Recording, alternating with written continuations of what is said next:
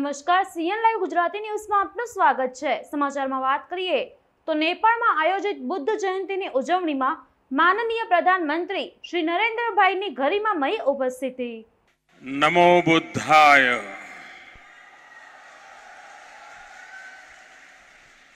नेपाल के प्रधानमंत्री सम्माननीय श्री शेर बहादुर देवबा जी, आदरणीय श्रीमती आरजू देवबा जी, सभा में उपस्थित नेपाल सरकार के मंत्रीगण, बड़ी संख्या में उपस्थित बौद्ध भिक्षु एवं बौद्ध धर्मावलंबी, विभिन्न देशों से पधारे गणमान्य अतिथिगण, देवी और सज्जनों, बुद्ध जयंती को पावन अवसर में यह सभा में उपस्थित यहाँ हरू सबैलाई संपूर्ण नेपालवासीहरूलाई र विश्वका सबै श्रद्धालु जनलाई लुम्बिनी को पवित्र भूमिबाट बुद्ध पूर्णिमा को धेरै धेरै शुभकामना।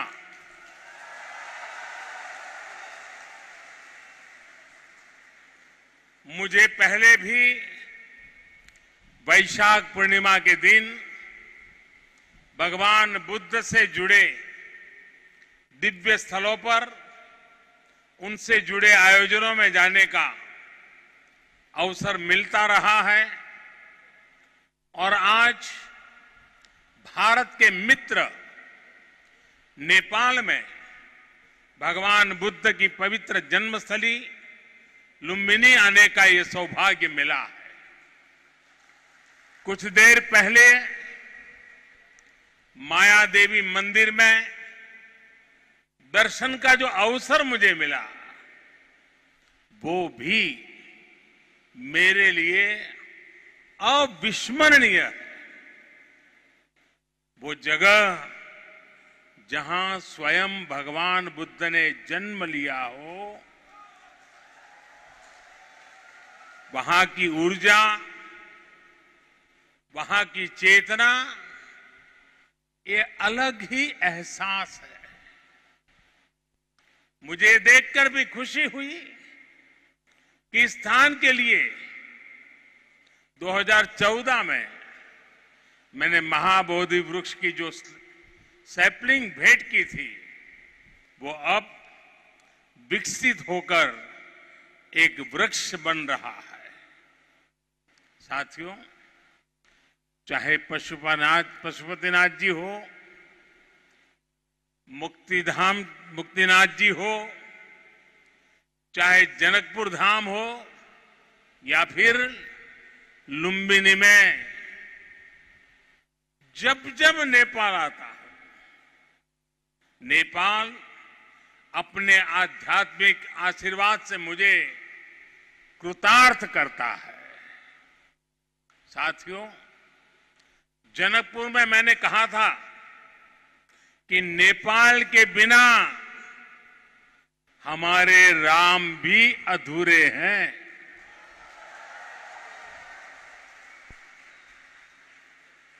मुझे पता है कि आज जब भारत में भगवान श्री राम का भव्य मंदिर बन रहा है तो नेपाल के लोग भी उतना ही खुशी महसूस कर रहे हैं।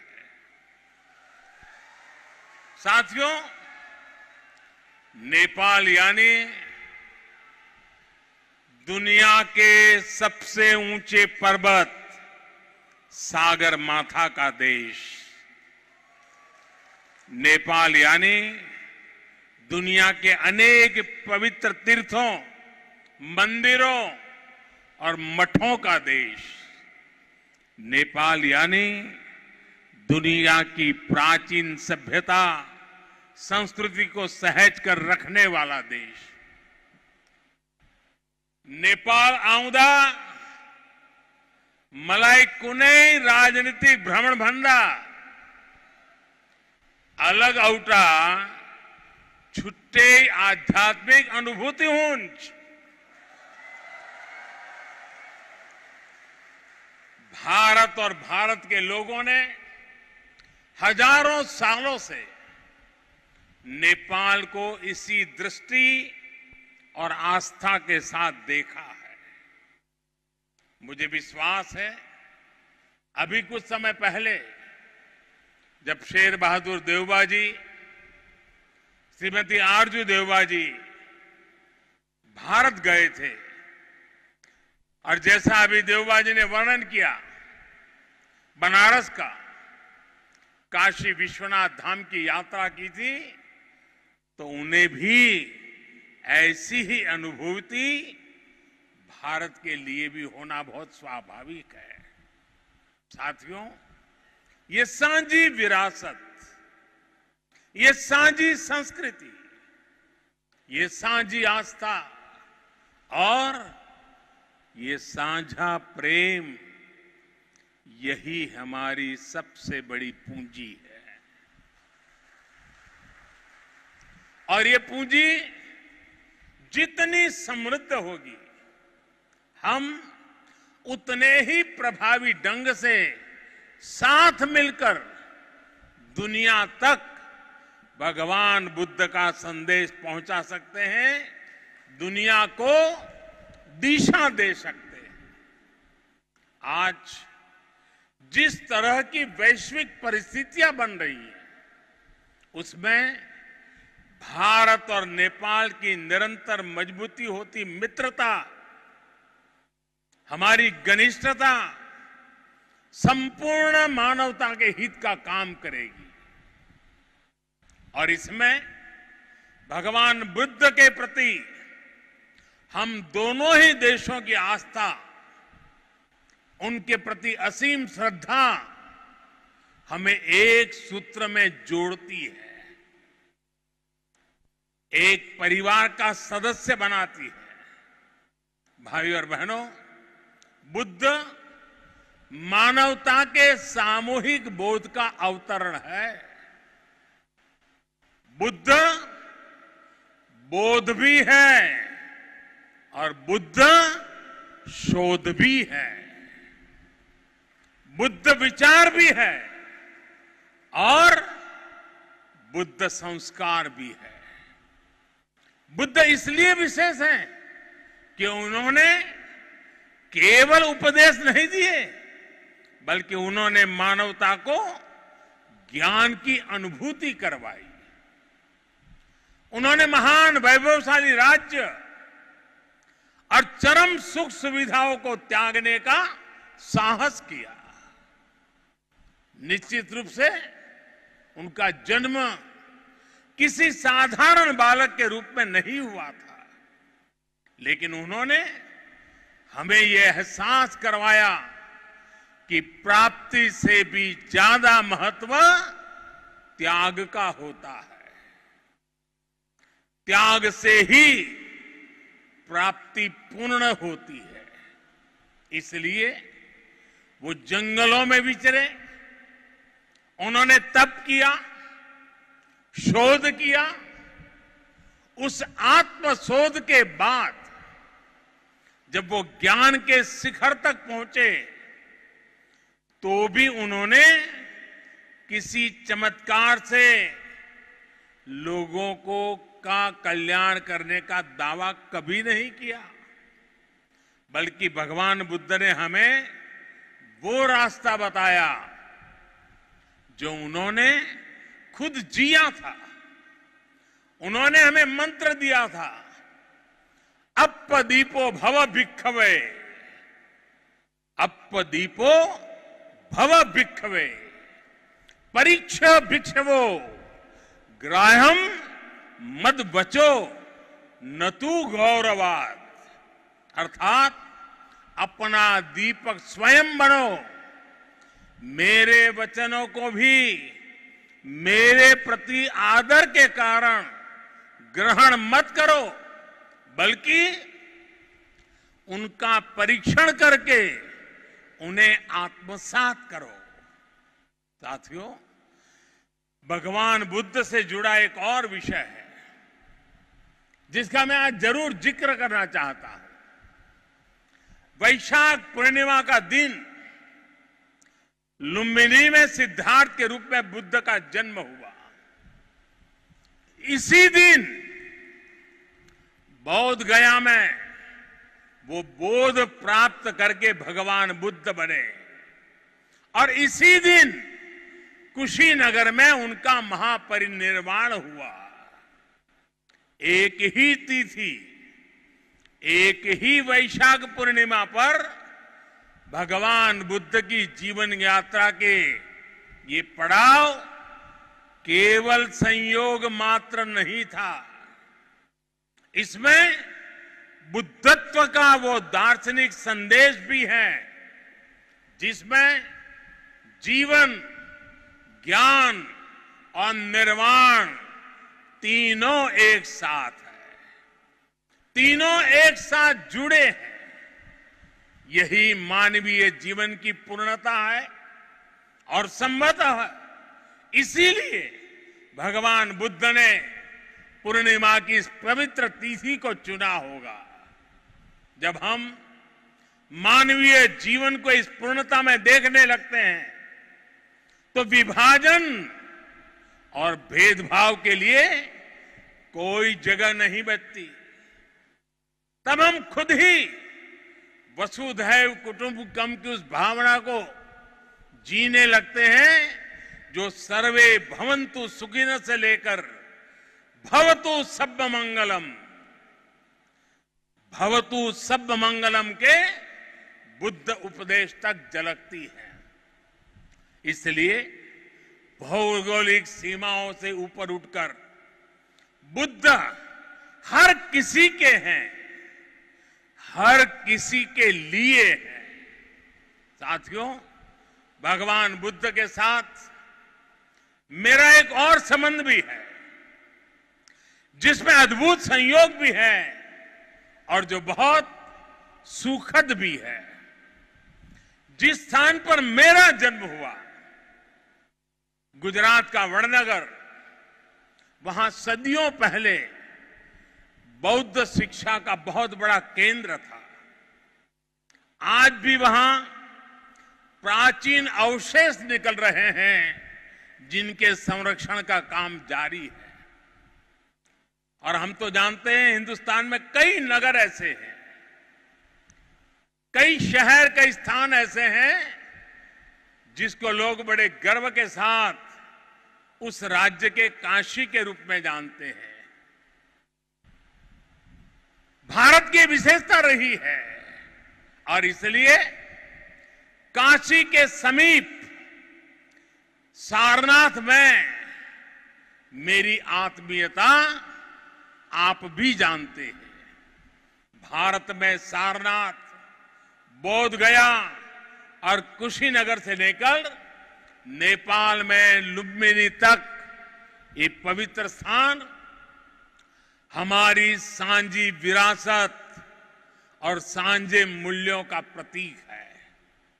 हमें इस विरासत को साथ मिलकर विकसित करना है और आगे समृद्ध भी करना है। अभी हम दोनों देशों के प्रधानमंत्रियों ने यहां India international centre for Buddhist culture and heritage का शिलान्यास भी किया है। इसका निर्माण international Buddhist confederation of India द्वारा किया जाएगा। हमारे सहयोग के इस दशकों पुराने सपने को साकार करने में प्रधानमंत्री देवबा जी ने उनका अहम योगदान है। लुम्बिनी डेवलपमेंट ट्रस्ट के अध्यक्ष के रूप में उन्होंने इंटरनेशनल बुद्धिस्ट कॉन्फेडरेशन को इसके लिए जमीन देने का निर्णय लिया था और अब इस प्रोजेक्ट को पूरा करने में भी उनकी ओर से पूरा सहयोग किया जा रहा है। इसके लिए हम सभी हृदय से उनके आभारी हैं। मुझे खुशी है कि नेपाल सरकार बुद्ध सर्किट और लुम्बिनी के विकास के सभी प्रयासों को सहयोग दे रही है, विकास की सभी संभावनाओं को भी साकार कर रही है। नेपाल में लुम्बिनी म्यूजियम का निर्माण भी दोनों देशों के साझा सहयोग का उदाहरण है। और आज हमने लुम्बिनी बुद्धिस्ट यूनिवर्सिटी में doctor Baba Saheb Ambedkar chair for Buddhist studies स्थापित करने का भी निर्णय लिया। साथियों, भारत और नेपाल के अनेक तीर्थों ने सदियों से सभ्यता, संस्कृति और ज्ञान की विशाल परंपरा को गति दी है। आज भी इन तीर्थों में पूरी दुनिया से लाखों श्रद्धालु हर साल आते हैं। हमें भविष्य में अपने इन प्रयासों को और गति देनी होगी। हमारी सरकारों ने भैरवा और सोनौली में इंटीग्रेटेड चेकपोस्ट बनाने जैसे फैसले भी लिए हैं। इसका काम भी शुरू हो गया है। ये इस पोस्ट बनने के बाद बॉर्डर पर लोगों के आवागमन के लिए सुविधा बढ़ेगी। भारत आने वाले इंटरनेशनल टूरिस्ट ज्यादा आसानी से नेपाल आ सकेंगे। साथ ही इससे व्यापार और जरूरी चीजों के ट्रांसपोर्टेशन को भी गति मिलेगी। भारत और नेपाल दोनों ही देशों के बीच मिलकर के काम करने के लिए ऐसी अपार संभावनाएं हैं। हमारे इन प्रयासों का लाभ दोनों देशों के नागरिकों को मिलेगा। साथियों, भारत और नेपाल बीच को संबंध हिमालय जस्ते अटल छे। हिमालय जति के पुरानो छे। हमें अपने इन स्वाभाविक और नैसर्गिक रिश्तों को हिमालय जितनी ही नई ऊंचाई भी देनी है। खान पान, गीत संगीत, पर्व त्योहार और रीति रिवाजों से लेकर पारिवारिक संबंधों तक जिन रिश्तों को हमने हजारों सालों तक जिया है, अब उन्हें साइंस, टेक्नोलॉजी और इंफ्रास्ट्रक्चर जैसे नए क्षेत्रों से भी जोड़ना है। मुझे संतोष है कि इस दिशा में भारत नेपाल के साथ कंधे से कंधा मिलाकर काम कर रहा है।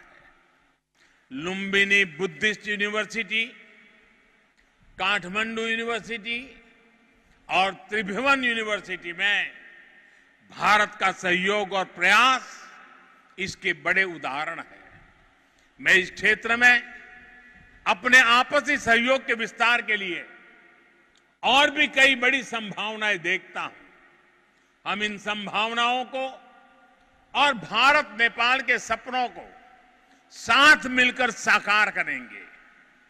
हमारे सक्षम युवा सफलता के शिखर पर बढ़ते हुए पूरी दुनिया में बुद्ध की शिक्षाओं के संदेशवाहक बनेंगे। साथियों, भगवान बुद्ध का कथन है, सुप्प बुद्धम प्रभज्जन्ति सदा गौतम सावका एसम दिवाचरत्तो च भावनाए रतो मनो। अर्थात जो हमेशा मैत्री भावना में, सद्भावना में लगे रहते हैं, गौतम के वे अनुयायी हमेशा जागृत रहते हैं।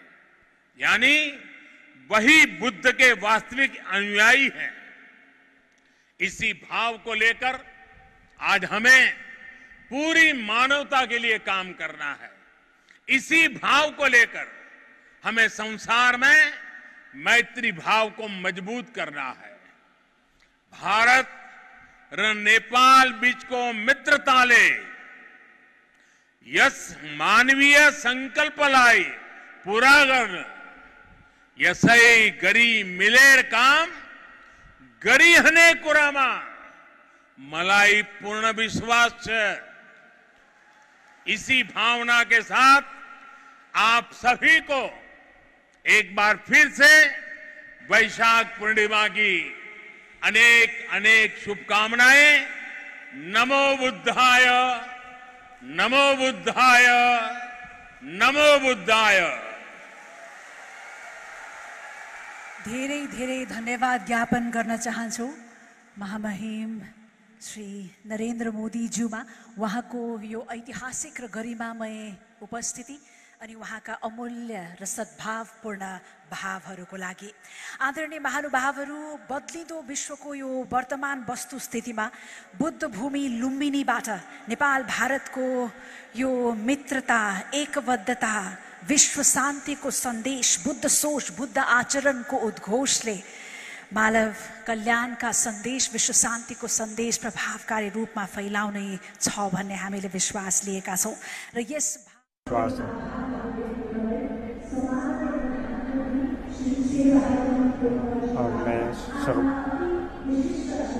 भारतका महामहिम प्रधानमन्त्री ज्यूमा कृतज्ञता स्वरूप लुम्बिनीको स्मृति चिनो प्रस्तुत गर्दै हुनेछ।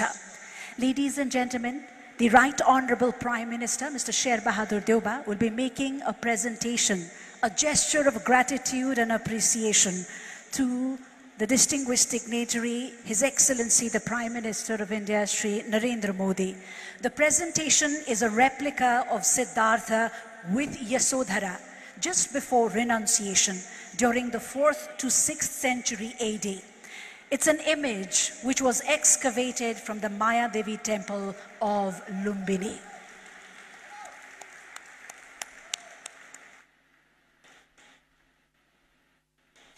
बुद्धले दिएका आर्य अष्टाङ्गिक मार्ग र पञ्चशीलको उपदेशका तत्त्व ग्रहण गरी हामी आत्मसात गर्दै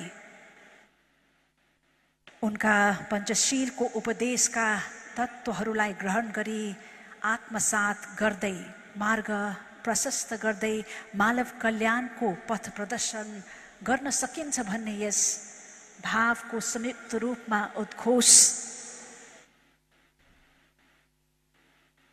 गर्ने सुअवसर 2566औं बुद्ध जयन्तीको अवसरमा हामीलाई मिलेको छ। सम्माननीय प्रधानमन्त्री ज्यूमा पनि धन्यवाद ज्ञापन गर्न चाहन्छौँ र यससँगै हामी कार्यक्रमको अन्त्यमा आइपुगेका छौँ। आज विशिष्ट अतिथि ज्यूहरूको यो गरिमामय उपस्थितिले लुम्बिनीलाई मात्र होइन समस्त भारत नेपालका सम्पूर्ण देशवासीहरूको लागि र विश्वभरि शान्ति सन्देश र बुद्धत्वको यो सन्देश उद्घोष भएको छ लुम्बिनी बुद्ध भूमिबाट र यसै कृतज्ञता ज्ञापन गरिदिनु हुनुको लागि र यस 2566औं बुद्ध जयन्तीको यस मूल समारोहको औपचारिक विसर्जन गरिदिनु हुनुको लागि म अनुरोध गर्न चाहन्छु यस सभाका सभाध्यक्ष माननीय संस्कृति पर्यटन तथा नागरिक उड्डयन मन्त्री श्री प्रेम बहादुर आलेज्यूलाई।